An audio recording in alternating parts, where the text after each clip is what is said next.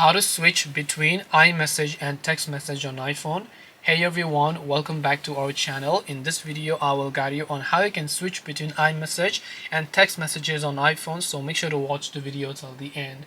To switch between either iMessage or your text messages on your iPhone, all you have to do is, if you have been using your messages app and you get sort of messages, now sometimes it goes to iMessage if that person is also an iOS user, but you don't want iMessage, you want to switch it only with the normal RCS chats. To do this, all you have to do is go ahead and launch the settings application here. As you launch the settings app, you want to simply look for the option right here known as messages and make sure to tap on it.